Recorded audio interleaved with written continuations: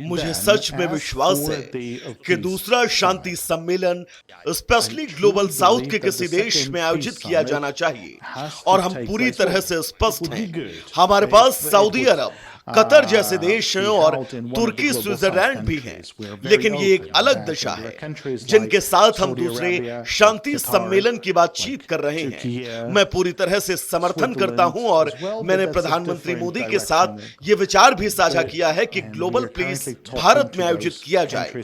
ये एक ग्रेट देश है, एक ग्रेट डेमोक्रेसी है। इससे कीव को वैश्विक दक्षिण के देशों में से एक मेजबान मिलने की उम्मीद है, लेकिन मैं स्पष्ट करना चाहता हूं, ये केवल भारत के लिए नहीं बल्कि किसी भी देश के लिए लागू होता है जो सम्मेलन की मेजबानी करने पर सहमत हो। हम ऐसे देश में शांति शिखर सम्मेलन आयोजित नहीं कर पाएंगे जो अभी तक शांति शिखर सम्मेलन में शामिल नहीं हुआ है। कोई भी किसी पर दबाव नहीं डाल रहा, लेकिन ये तार्किक है।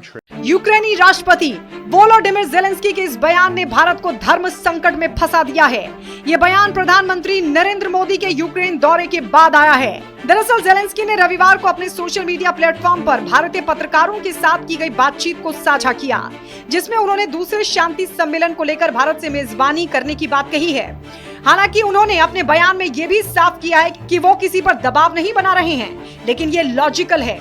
हालांकि यूक्रेनी राष्ट्रपति ज़ेलेंस्की के शांति सम्मेलन की मेजबानी वाले बयान पर मोदी सरकार की ओर से अभी तक कुछ नहीं कहा गया है। यहां तक कि भारतीय विदेश मंत्रालय ने रूस और यूक्रेन के बीच मध्यस्थता की संभावना को भी खारिज किया है। भारत इसको लेकर धर्म संकट में है कि वो तटस्थ रहे कि रूस और यूक्रेन में से किसी एक देश का फेवर करे।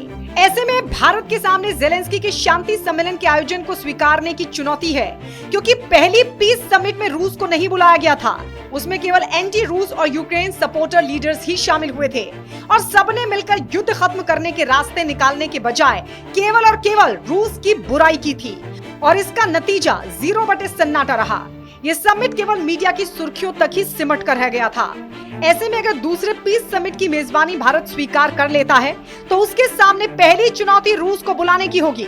अगर रूस आता भी है तो कोई जरूरी भी नहीं कि इस शांति सम्मेलन का कोई हल निकले ही, क्योंकि रूस पहले ही स्पष्ट कर चुका है कि वो यूक्रेन की शर्तों के आधार पर किसी सूरत में युद्ध विराम का फैसला नहीं करेगा और न ही नेटो देशों के दबाव में आएगा।